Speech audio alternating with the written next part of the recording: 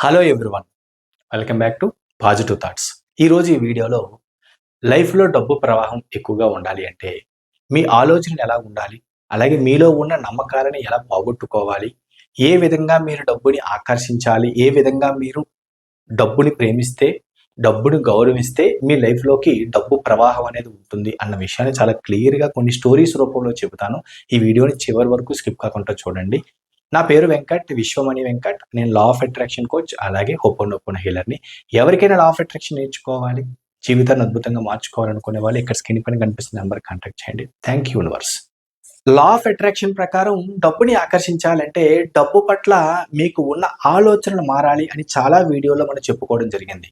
అది ప్రూవ్ చేయడం కోసం ఒక చిన్న స్టోరీ చాలా జాగ్రత్తగా ఫాలో అవ్వడానికి ట్రై చేయండి. రవి అనే ఒక వ్యక్తి ఉన్నాడు. తను రెగ్యులర్గా జాబ్ చేసే వ్యక్తి. తనేంటంటే చాలా కష్టపడి పనిచేసే మనస్తత్వం ఉన్న వ్యక్తి. ప్రతిరోజు ఆఫీస్కి వెళ్ళడం, పని చాలా జాగ్రత్తగా కష్టపడి పని చేసుకోవడం. కానీ తన మైండ్లో ఏంటంటే డబ్బు నిలవట్లేదు అనే నిరాశ. అంటే చాలా కష్టపడి నేను పని చేస్తున్నాను, కానీ నా లైఫ్లో ఎందుకు డబ్బు ఉండట్లేదు అని ఒక ఫీలింగ్. ఒకరోజు ఇలాగే ఆఫీస్ నుంచి అదే నిరాశతో ఇంటికి వచ్చాడు.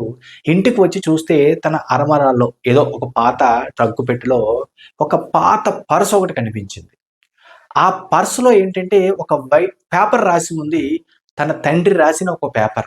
ఆ పేపర్‌లో ఏముందంటే, డబ్బు అనేది అర్హత కలిగిన వ్యక్తి దగ్గరికే వస్తుంది అని రాసి ఉంది. తనకేంటంటే ఆ కొటేషన్ అనేది చాలా అట్రాక్షన్‌గా, ఎందుకంటే తన తండ్రి ఆల్రెడీ చనిపోయాడు. కానీ తన తండ్రి రాసిన ఆ నోట్ అనేది ఆ పర్స్‌లో కనిపించేసరికి ఆ రవి చాలా అట్రాక్ట్ అయ్యాడు. ఆ మరుసటి రోజు నుంచి తను ఏం చేసేవాడంటే ఆ నోట్‌ని చూస్తున్నప్పుడల్లా డబ్బుకి నేను చాలా అర్హత పొందినవాడిని. అంటే డబ్బు పొందడానికి నేను చాలా అర్హుడిని అని ఫీల్ అవుతూ పదే పదే చెప్పడం స్టార్ట్ చేసేవాడు. ఇలా స్టార్ట్ చేసిన కొన్ని రోజుల్లోనే తనకి తెలియకుండానే తన ఆఫీస్‌లో ప్రమోషన్ రావడం. గుర్తుపెట్టుకోండి. అంటే తన ప్రమోషన్ రావడం, తను ఎప్పటినుంచో స్టార్ట్ చేయాలనుకున్న చిన్న బిజినెస్‌కి వేరే ఫ్రెండ్ సహకారం అందించడం కూడా స్టార్ట్ చేశాడు అతి కొద్ది రోజుల్లోనే. అంటే రవికి డబ్బులనేది సడెన్‌గా వచ్చి పడిపోలేదు. కానీ తను ఎప్పటినుంచో చేద్దాం అనుకుంటున్న పనికి ముందడుగు పడింది. అలాగే ఆఫీస్‌లో కూడా ఎప్పటినుంచో తను వెయిట్ చేస్తున్న ఒక చిన్న నెక్స్ట్ పొజిషన్‌కి అవకాశం అనేది వచ్చింది. అంటే ఆలోచించండి. అంటే డబ్బు పట్ల తన ఆలోచనని మార్చుకోవడం ద్వారా, తన నమ్మకాలని మార్చుకోవడం ద్వారా ఈ విధమైన మిరాకిల్ జరిగింది రవికి. ఇది ఒక చిన్న స్టోరీ. చాలా ఇన్‌స్పైరింగ్ స్టోరీ. దీనిని బట్టి మనం అర్థం చేసుకోవాల్సింది ఏంటి అంటే, డబ్బు పట్ల ఎలా ఆలోచించాలి, డబ్బు పట్ల మన ఫీలింగ్స్ ఎలాగుండాలి అన్న విషయం అర్థం చేసుకోవడానికి ట్రై చేయండి. ఇంకొక చిన్న స్టోరీ. పవిత్ర అనే అమ్మాయి ఉండేది. తనేంటంటే ఆర్థికంగా చాలా ఇబ్బందుల్లో ఉండేది.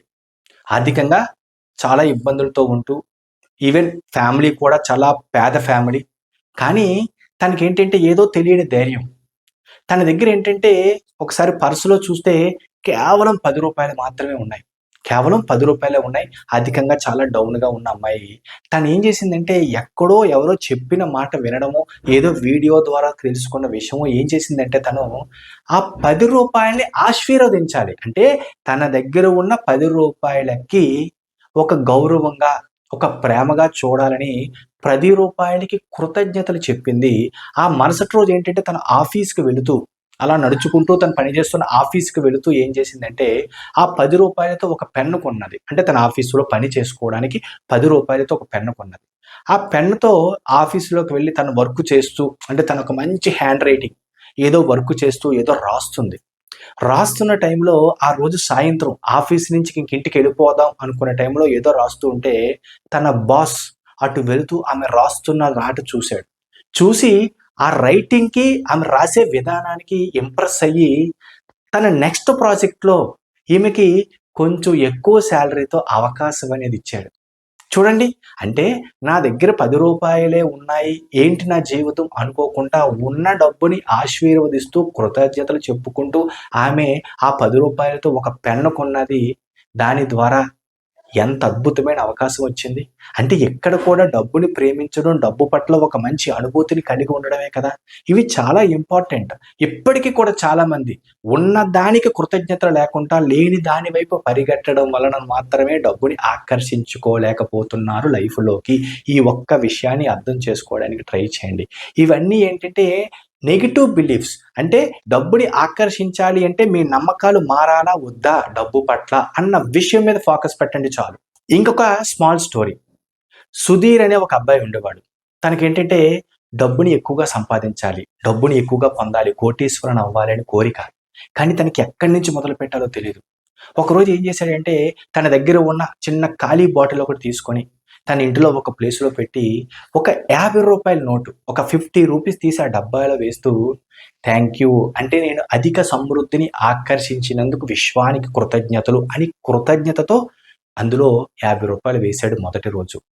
ఇలాగా తన ఖర్చు పెడుతున్న ప్రతిదానికి కృతజ్ఞతలు చెప్పుకుంటూ ఉండేవాడు. అలాగే తన దగ్గరికి డబ్బులు అంటే సాలరీ రూపంలో కానీ, రోజు ఎంతో కొంత బయట నుంచి డబ్బులు వచ్చినప్పుడు అందులో కూడా ఎంతో కొంత ఆ సీసాలో వేస్తూ చూడండి ఆ ఖాళీ సీసాలో వేస్తూ ప్రతిరోజు కృతజ్ఞతలు చెప్పేవాడు. ఖర్చు పెడుతున్నప్పుడు కృతజ్ఞతలు చెప్పేవాడు. డబ్బు ఇంటికి వస్తున్నప్పుడు, అలాగే ఆ సీసాలో వేస్తున్నప్పుడు ఎంతో కొంత రూ. 10 అవ్వచ్చు, రూ. 20 అవ్వచ్చు, రూ. 100 అవ్వచ్చు, వేస్తున్న ప్రతిసారి కూడా కృతజ్ఞతలు చెబుతూ ఒక అనుభూతిని పొందేవాడు.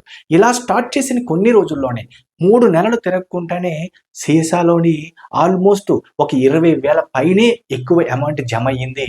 అలాగే తనకి వచ్చే అవకాశాలు కూడా పెరిగాయి. అంటే సాలరీ పెరగడం, అలాగే తను చేస్తున్న చిన్న బిజినెస్ అవ్వచ్చు, పార్ట్ టైమ్ జాబ్ అవ్వచ్చు, దాంట్లో ఎక్కువ అవకాశాలు రావడం. ఇవన్నీ ఎలా జరిగాయి అంటే, తనకి డబ్బు పట్ల ఉన్న కృతజ్ఞతే కదా! అందుకే నేను చాలా సార్లు చెప్పాను, డబ్బు ఖర్చు పెట్టేటప్పుడు కృతజ్ఞతగా ఉండాలి. అలాగే డబ్బుని తీసుకునేటప్పుడు కూడా కృతజ్ఞతతో ఉండాలి. ఎంత కృతజ్ఞతా భావంతో ఉంటామో, మన ఆలోచనలు ఎంత పాజిటివ్‌గా ఉంటాయో, డబ్బుని లైఫ్‌లోకి అంత ఆకర్షించగలుగుతాము. ఇది 100% వాస్తవం. నమ్మండి, ఇది మన లైఫ్‌లోకి డబ్బుని ఆకర్షించడానికి ఉపయోగపడే అద్భుతమైన స్టోరీస్ ఇవన్నీ మోరల్ స్టోరీస్ డబ్బు గురించి. మరి నేను చెప్పినట్టే మీరందరూ అదే ఆలోచనతో ఉన్నారా? లేదంటే ఏవైనా నెగెటివ్ బిలీఫ్స్‌తో ఉన్నారా? ఒక్కసారి గనక మీరు ఆలోచిస్తే ఎక్కడ మార్చుకోవాలో మీకు తెలిస్తే మారడానికి ట్రై చేయండి. ఆ తర్వాత డబ్బు ఫ్లో అనేది మీ వైపు ఎలాగొస్తుందో మీరే చూస్తారు. అట్‌లీస్ట్ ప్రాక్టీస్ చేయండి. ఆ తర్వాత రిజల్ట్స్ అనేవి మీకే కనిపిస్తాయి. అర్థం చేసుకోవడానికి ట్రై చేయండి. డబ్బు మీ లైఫ్‌లోకి పెరగాలి, రావడం ఎక్కువగా ఉండాలి అంటే మీలో ఉన్న కొన్ని ఆలోచనలు, నెగెటివ్ బిలీఫ్స్‌ని మార్చుకోవాలి. ఇది ఒక్కటే సొల్యూషన్. ఈ వీడియో గనక మీకు నచ్చినట్లయితే ఒక లైక్ చేయండి. అలాగే కొత్త వాళ్ళు ఎవరైనా మన ఛానల్ చూస్తూ ఇంకా సబ్స్క్రైబ్ చేయకపోతే ప్లీజ్ సబ్స్క్రైబ్ చేయండి. Thank you universe.